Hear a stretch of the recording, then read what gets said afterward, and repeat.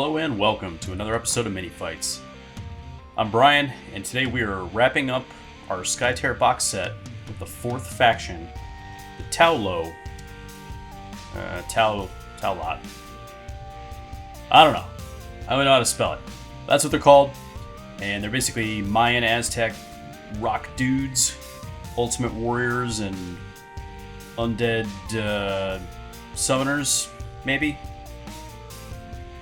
You can tell I haven't read the fluff very well, huh? So, first we're just starting off with our zenithal primer that we always use. Black primer, a little bit of white ink on top, or white primer on top. And I'm just laying in some real basic base coats, thinned out with a lot of medium, and allowing the primer to show through. The medium kind of turns it into a little bit more of a glaze, increases transparency without breaking the color and kind of causing it to not really sit flat.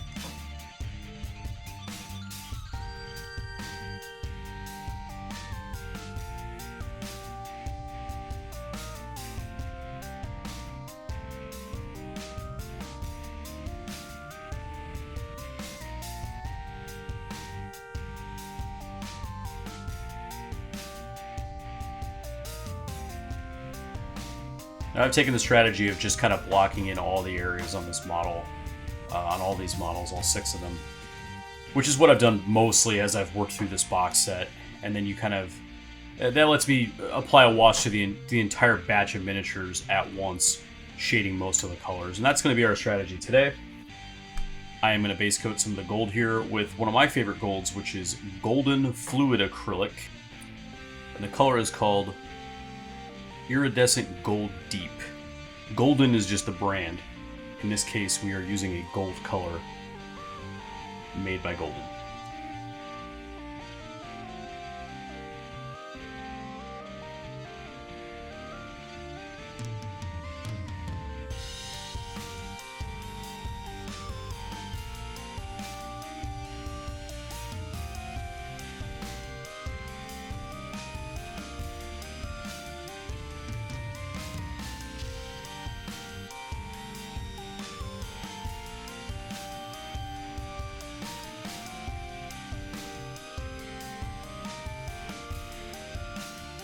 As I freewheeled my way through this paint scheme, I was kind of figuring out what to do with the fabric. The studio models have a lot of patterning on the fabric, a lot of freehand. I wanted to kind of show that that approach wasn't 100% necessary. That's kind of an advanced technique, and I think a lot of painters of this game, this may be the first thing they've ever painted, or they're relatively new sometimes. So I tried to just kind of use 2 strong colors that contrast each other strongly. So we're going to start off with Scorn Red as our kind of primary, or I guess one of those 2 primary colors.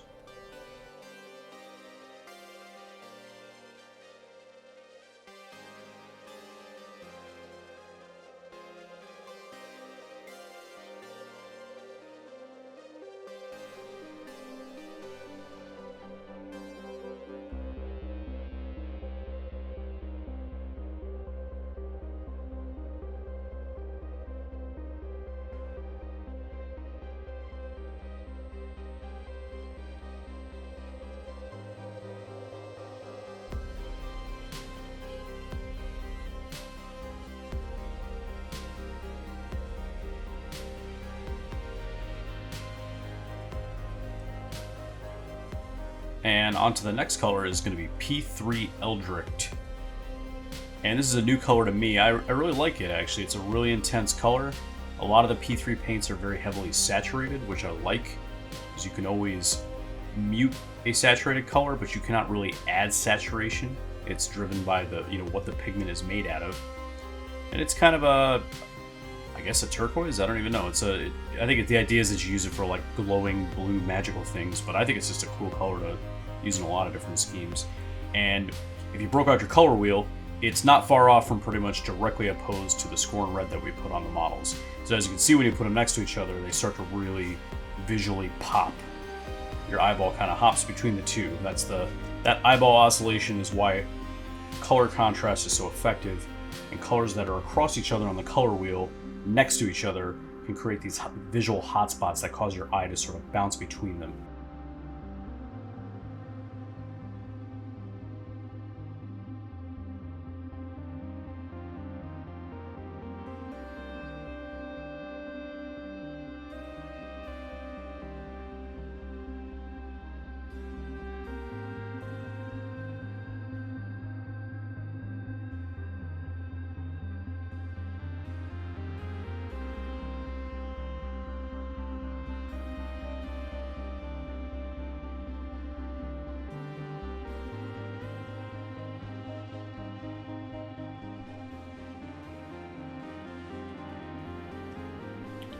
And the last of our kind of main colors that I'm going to block in here, just a dark brown P3 Umbral Umber. Some of the stuff on this model is a little confusing. She's got some weapons on her legs that just sort of seem to float there. Like, I don't know if they're supposed to be magical and kind of like hovering, but they're three-dimensional. It's not like a tattoo or anything, and they don't seem attached to a belt or... I'm not really sure what's going on. So I just decided to paint them kind of like they were maybe like wood carvings or something like that, and just kind of keep everything in that dark brown.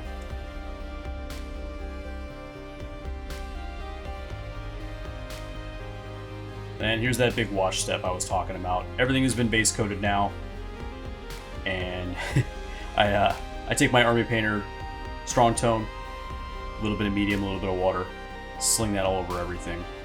The slinging it is the easy part. You do have to babysit it a little bit because it will pool. So as your models dry, some people like to put them like face down and then rotate them, you know, kind of like a rotisserie chicken. Take your brush and occasionally, a dry brush, and collect some of the pooling and take it off. So with these, I can't remember if I did that or not. I think I just let them dry upright, and I just occasionally touch the pooling with a dryer brush and sort of take the pooling off. Take that brush, wipe it on a paper towel, do that again, let them sit another 5 minutes, double check them. The longer you let it sit, if that pooling starts to fully dry, you get that sort of coffee stain like ring kind of look, and once that's on there, it's not coming off. So, you know, easy stuff, washes are easy, but if you haven't done it before, that's the gist. And now we're into actual fun technical painting, which is now that we have our base coats on the model, and we have washed the model, creating a shade, we're now going to build light back up on all these colors. All of these colors that we base coated and then are now washed, now we're highlighting. We're using the original base color, and we're usually adding a little bit of a lighter color to it. In this case, it's P3 Bogran Brown and Vallejo Model Color Sunny Skin Tone. Mixing those together and building our first highlight on the flesh. And you can see the light just sort of starts to kind of make more sense. I'm hitting the areas that like the sunlight would hit typically, more on the upper part of the arms and the under, that sort of thing. And now we're going to mix our second highlight for the flesh. This has a little bit of Vallejo Model Color Ice Yellow in it, and I'm going to use Ice Yellow as sort of the peak mixing color for all of our final highlights on pretty much across the whole model, except for the metallics. You're going to be more selective with your placement on this. You can see I'm getting like knuckles, the sort of raised areas of the thick muscles of the thighs and knees, toes, that sort of thing. And you're just putting a little dot on each of those, like so.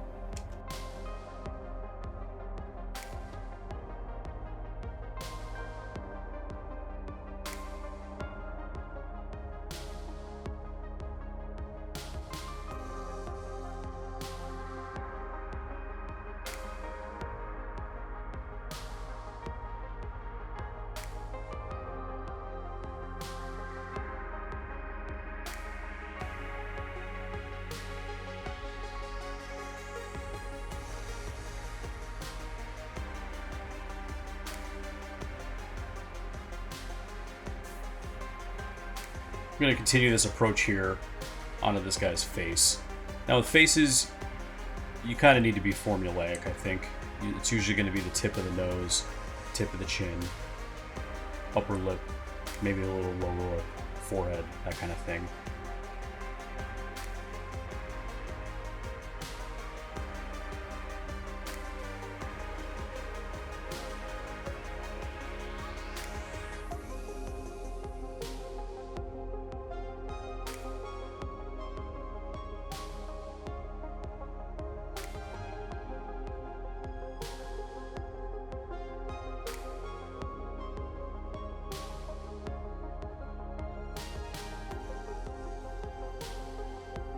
Now working one of our sort of primary colors, that Scorn Red, we're pushing it more towards a pinkish.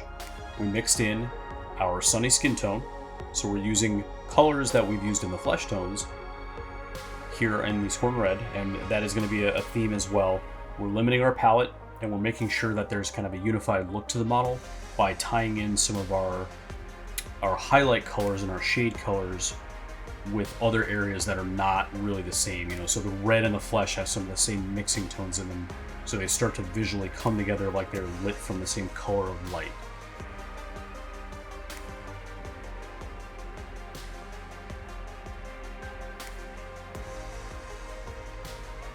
And kind of the same approach as before, we're going to mix in a little bit of Vallejo Model Color Ice Yellow, which will push this a little more towards a sharp yellowish white,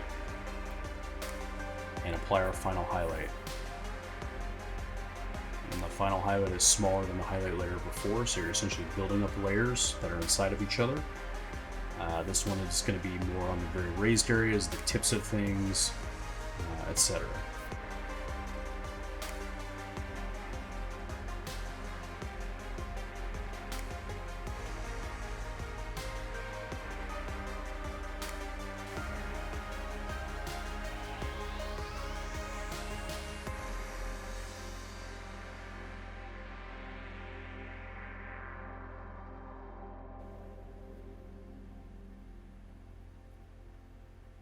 And if you're noticing a pattern, we're taking our Eldritch and we're mixing in Sunny Skin Tone. So this is now the third color on this model that we've built that second layer of light with the Sunny Skin Tone mixed into the original color.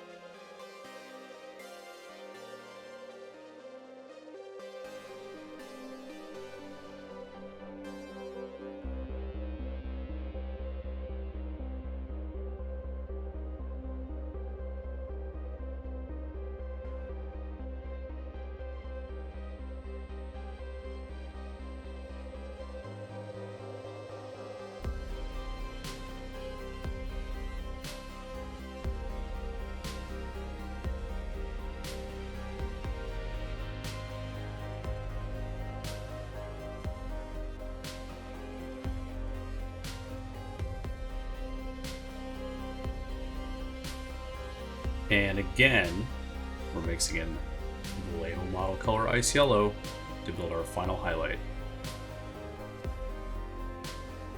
This again is going to control our number of colors we're using, unify the palette, and create a sort of unified light logic across the model where the values, which is the lightness and darkness of the shades and highlights, are roughly equivalent across most of the areas, especially like the fabric areas. We need those to look pretty similar. If you took one of those areas and sort of highlighted it and shaded it a lot more than the other, it would look weird. They wouldn't sit next to each other visually, but we're controlling that, and I think the results speak for themselves. They look really good next to each other, and especially for the minimum amount of layers we're actually using, it really pops nicely with a minimal amount of work, in my opinion.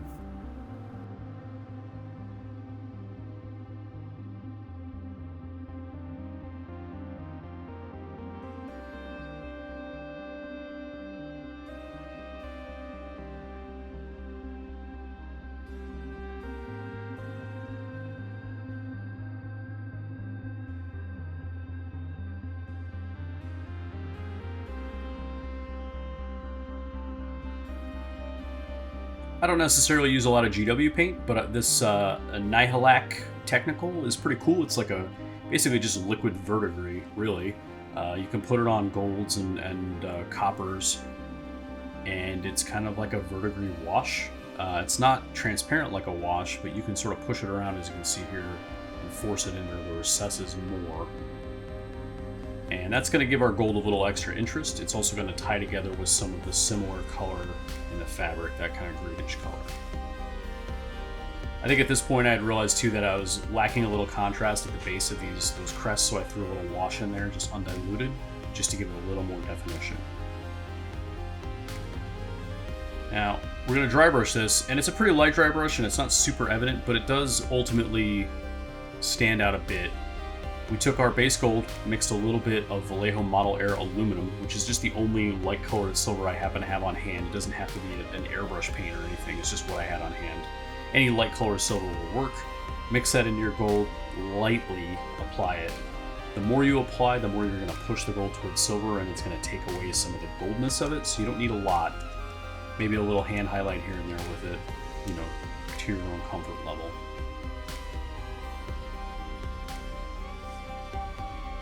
And this like wood and leather color, we're just jumping straight from umbral umber to bootstrap leather, so there's no mix here. It's just straight bootstrap leather out of the pot, you know, a little diluted with a little water, I guess. And that's our first layer.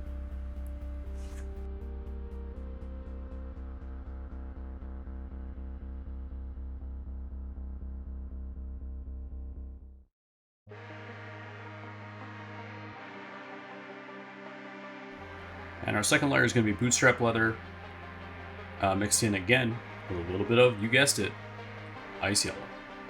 So once again, final highlight has ice yellow mixed in. I'm just picking out the high points of this wood, leather, etc. Her hair, which is kind of like a dreadlock sort of shape, so I try to, when I apply these highlights, the final highlights, I try to kind of run the brush horizontally a little bit on the surface just to imply a little like a hatch to give that texture of the hair. You can see there. But otherwise, you're just kind of putting a little bit of a thin line right in the center of where those round braids would be in her hair. Getting close to wrapping this one up. This is a quick project. We're going to dry brush all the stone areas with Vallejo Model Air Light Gold Gray, which is just kind of the appropriate color for this.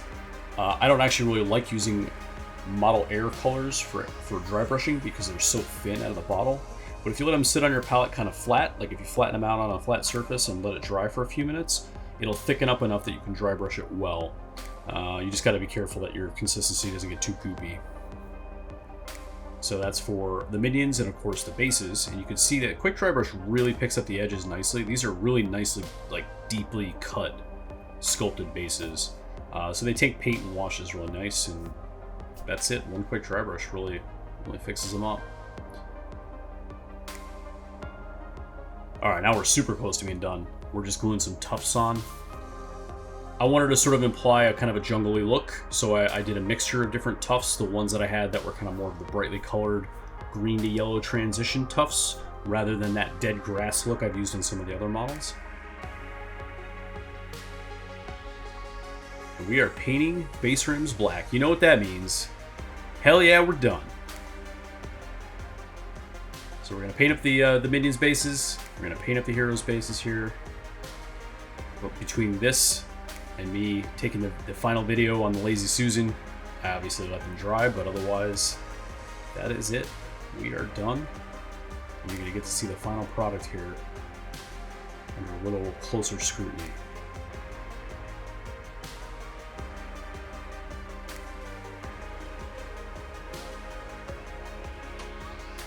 Not bad for about 3 hours of work, in my opinion. The details pop out. The models, the minions, and the heroes are unified with their color scheme. Further heroes for this faction will be painted with the same, the red and that green, that very distinct color combo, which will really allow them to tie in. The basing will be the same, of course. But yeah, I'm super stoked on these, and it was fun to paint the 4 factions out of this box. The only thing we got left here is the Outsider, who will be our next video. So stay tuned for watching on how to paint the Outsider, which I think I painted in like 25 minutes using airbrush magic. It's going to sell you an airbrush. You're going to love it. Stay tuned for that. I'm going to post that in about 4 days or so. But yeah, hopefully you like this video. If you have any questions, comments, or concerns, feel free to post them in the comments here below. Like and subscribe, and we'll see you next time.